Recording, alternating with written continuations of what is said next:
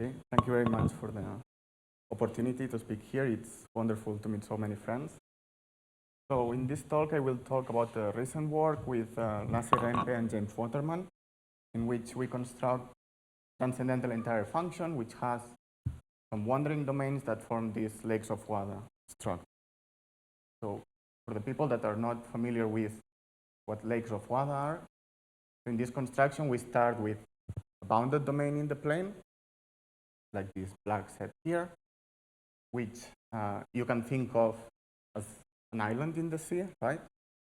And then this island has a certain number of lakes, in this case, this dark gray lake and this light gray. These are just like subsets of your starting domain, which have disjoint closures. Okay, and the inhabitants of this island, they're not very happy because the ones living towards here in the center, if they want to reach the sea, then they need to walk a long distance, right? So for their convenience, they decide that what they will do is they will dig some canals in this island with the property that these canals.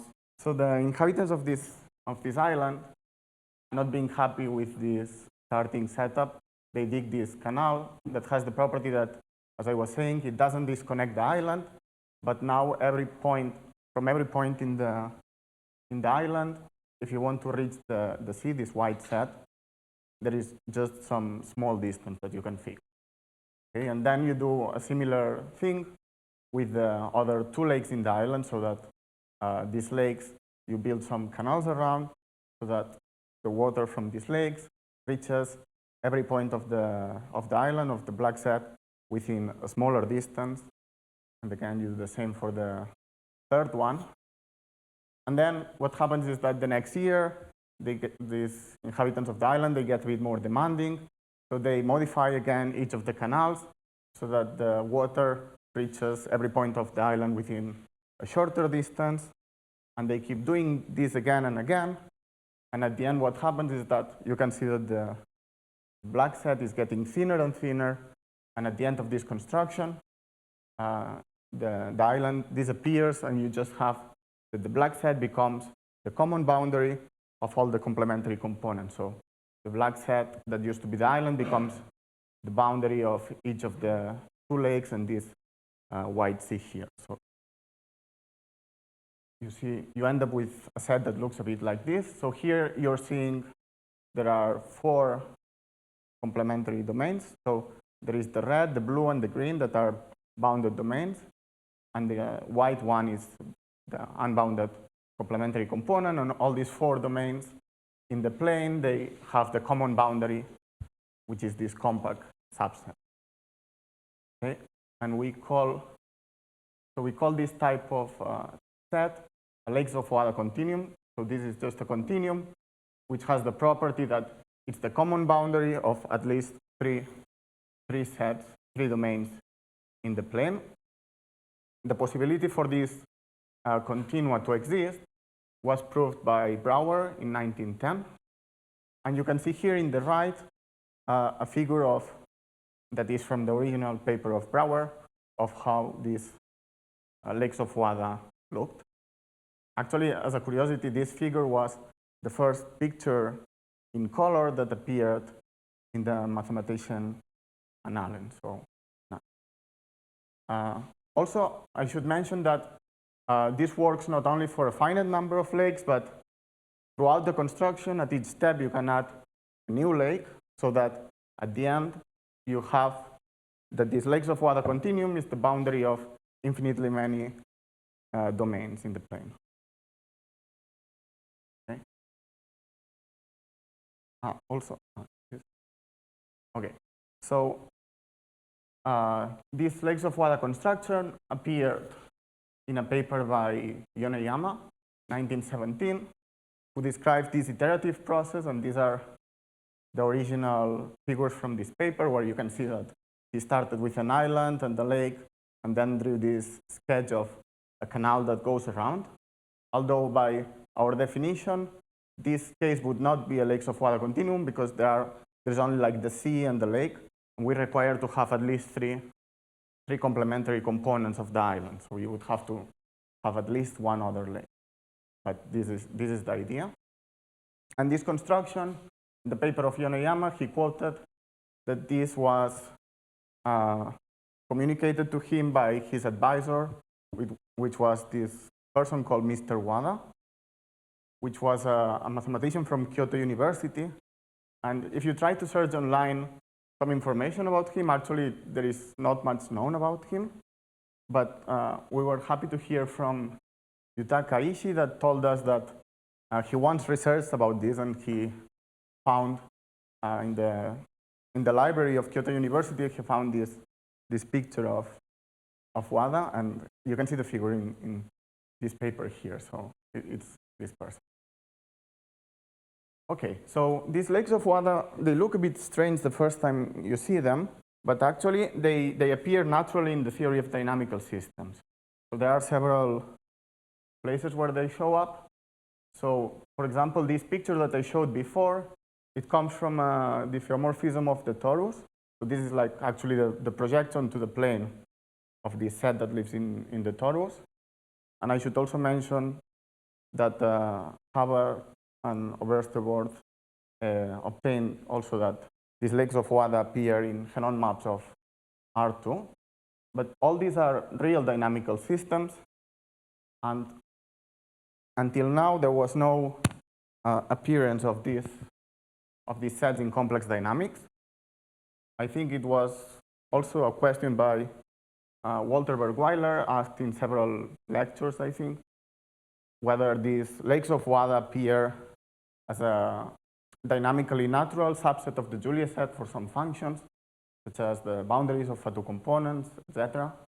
And also, there is this question by Fatou from 1920, where he asked, this is in the context of rational functions, he asked, you have a rational function with at least more than two Fatou components, because otherwise you can just have like z squared in the circle.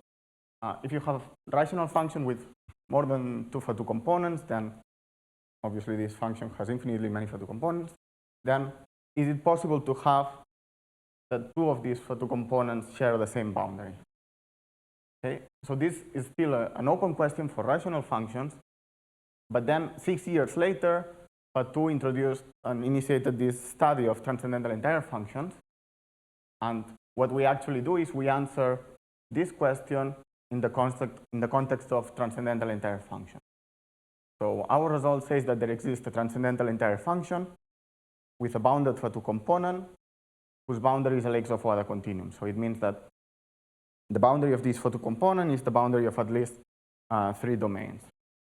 So, and in fact, so these Fatou components in our case are wandering domains, and we can choose this lakes of Wada continuum to be any lakes of Wada continuum for any number of components. So we can obtain transcendental entire functions which have infinitely many wandering domains, all of them sharing the same boundary.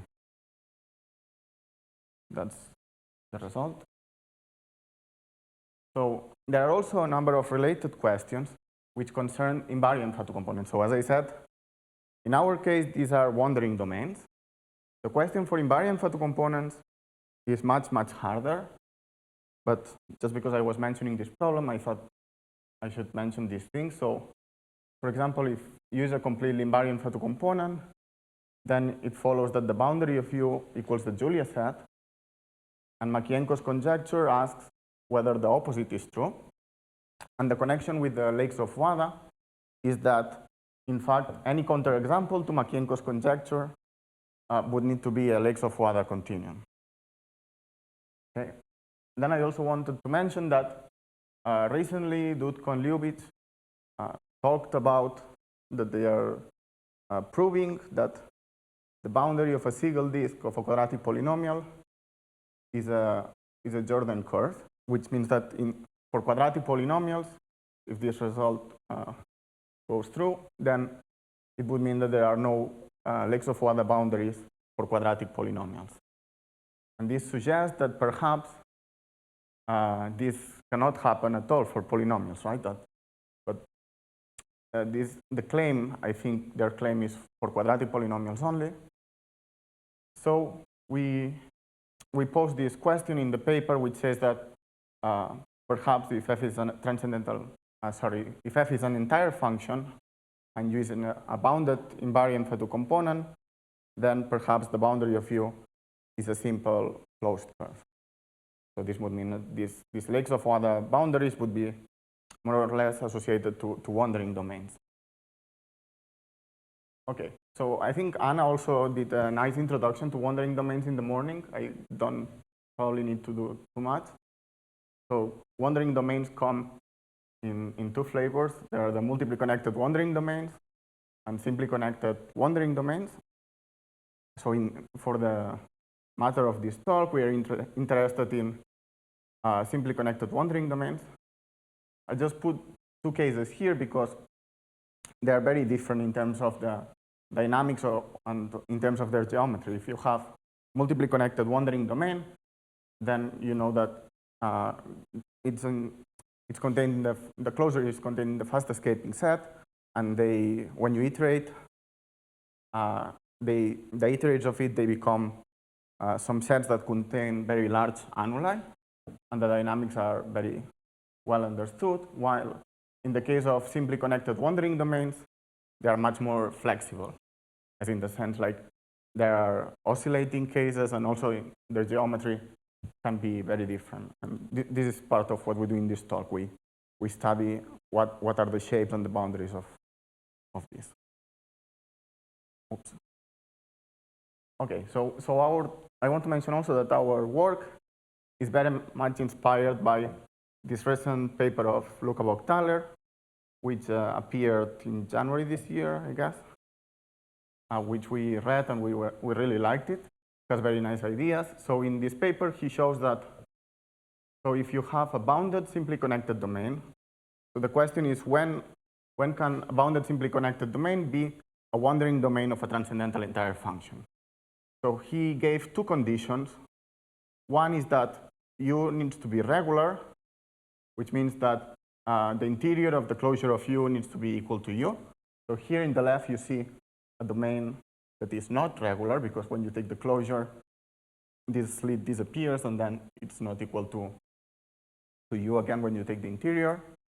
And the second condition he gave is that the complement of the closure of U is connected. So for example, this thing in the right would not satisfy this condition. But if these two things are satisfied, then he showed that there is a transcendental entire function for which U is a wandering domain.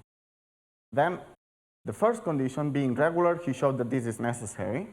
And in the paper, he asked whether the second one, the fact that the complement of the closure of U is connected, whether this is necessary or not. Okay? And our theorem that I just showed answers this question in the negative, because in our case, all these other bounded complementary components make the complement of the closure disconnect. Okay. Okay. So, did I pass? So our theorem follows from this more technical result, where when you start with a full compact set, then you can obtain a transcendental entire function for which the iterates tend to infinity on this set. And the boundary of the set is in the Julia set, and each of the interior components of the interior of this full compact set, they become wandering domains, escaping wandering domains, although you can make them also oscillating.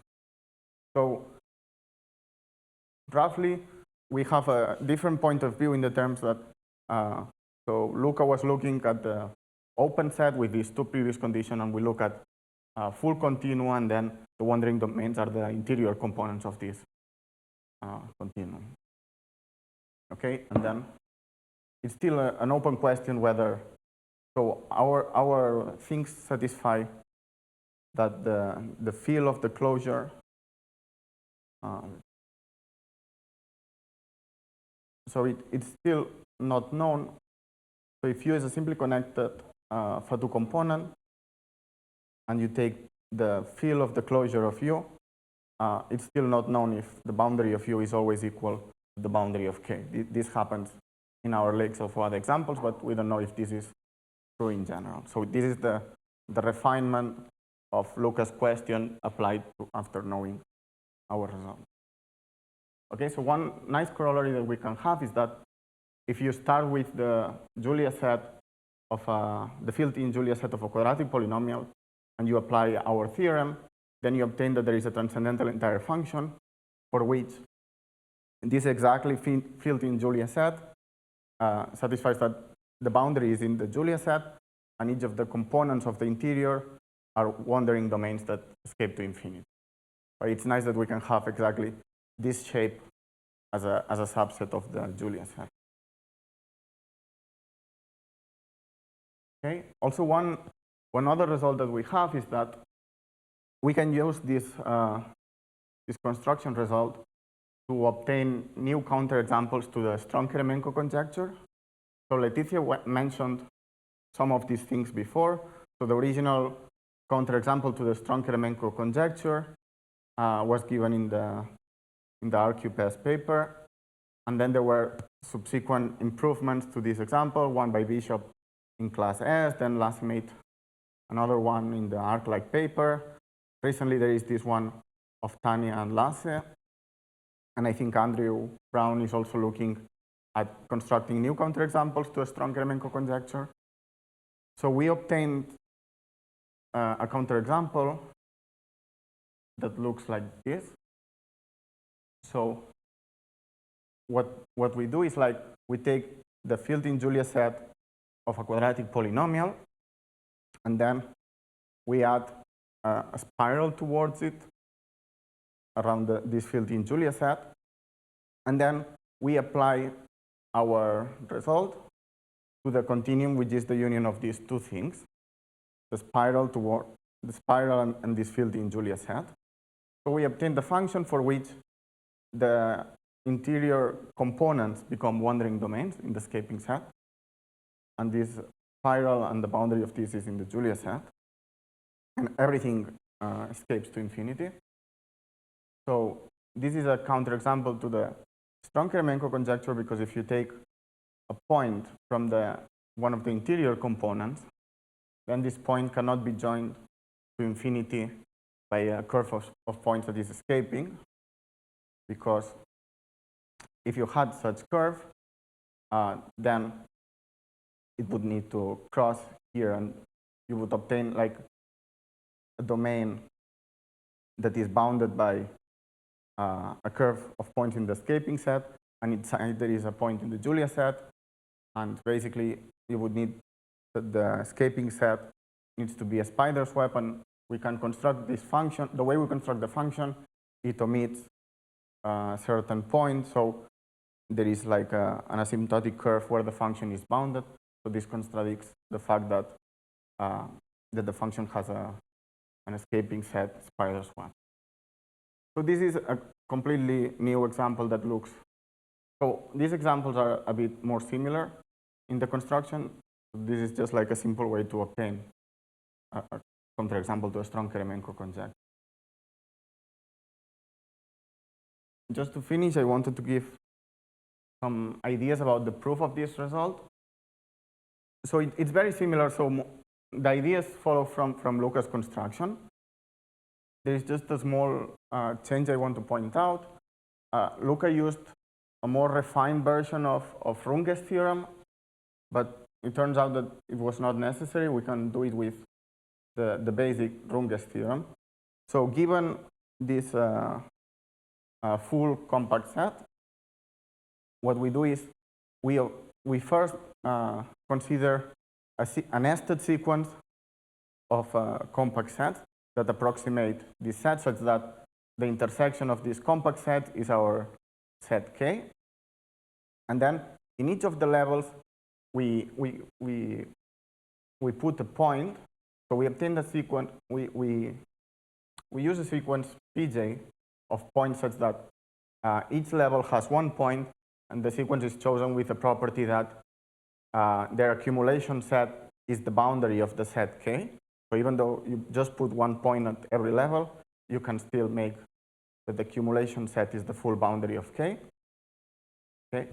And then what happens is that we have some results like this. So these points that accumulate K, So we obtain a sequence of functions so that for the nth function in this system, this set, oops, sorry.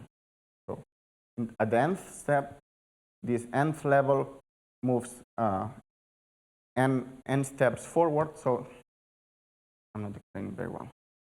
Let me try to draw. Can people see the board? Do you know if people online can see this board? Yes, because I think they can. Ah, great. It's a little bit dark, but also I should point out that if the slides are still shared, then the board won't be recorded for the recording. So it might be best to stop sharing the slides and change. Then the board will also be recorded. Okay. Not sure how do I do that. Maybe let me try to explain by words. Maybe it will be easy. So you should imagine a sequence of disks of radius 1 that are centered at along the real line. Okay, and then so these are the disks dj here, right? And then the nth level of this nested sequence of compact sets, it moves n steps following each, jumping from one circle to the next every time. Okay, and the point that is outside of it, it also follows it, but then jumps to a basin of attraction. So there is a basin of attraction somewhere in the negative real line, and this sequence of points pj that are accumulating the set, they follow the set for n steps, and then they jump to this basin of attraction. So the compact set K is approximated by points that are eventually mapped to this basin of attraction, and the closer the point is to the compact set, the longer it spends following the compact set throughout this sequence of disks, and eventually maps to the basin.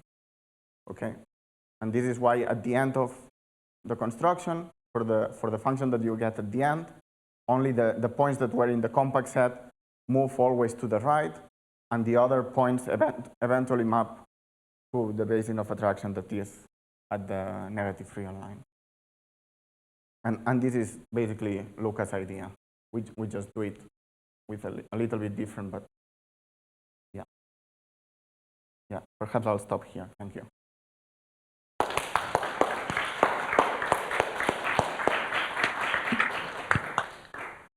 Are there questions for David?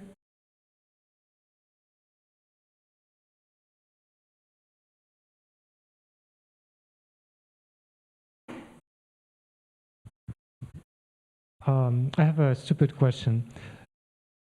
So it seems that there are many examples when you take a nested continuum and then you say, well, it appears natural in transcendental dynamics. Yeah.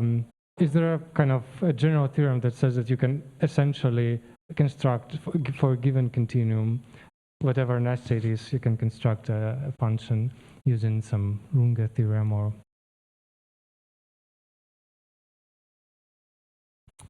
Well, I don't know in general. So Lasse has this result about arc-like continua which appear. Or maybe there are kind of negative results when you say that this particular continuum is never some kind of part of, well, except for stupid examples when the Julia set is the whole. Well, our result what says is that whenever you have this, any full compact set, then you can obtain it as a subset of the Julia set of a function. And the dynamics there is that this escape. So I don't know. So which means that the answer is yes. Yes. Provided it's a full compact set. So for example, we cannot. We still don't know about this type of things. Like in this situation here, we don't know to the right whether this gray set can be wandering domain or not. Other questions? I just have one question. So you have said you said you have a refinement of my question. Yes. On the this one. Yes. So what's your opinion? So I was wrong with my opinion. So I thought that the answer to my question would be a positive in some sense, but so do you also have a wrong opinion? Yes. So I've been thinking about this question actually. but I don't have, I think I'm scared to say yet whether this can happen or not. I should hope, my hope is that it doesn't actually, it cannot happen, right? Because then it would be that between what you did and what we did, we cover all the cases, which would be nice. But I cannot really discard it at the moment. But I'm working on it, so I don't know, maybe we can talk about it later. I think it would be nice. More questions online or here? We have questions online? Okay, then let's thank David again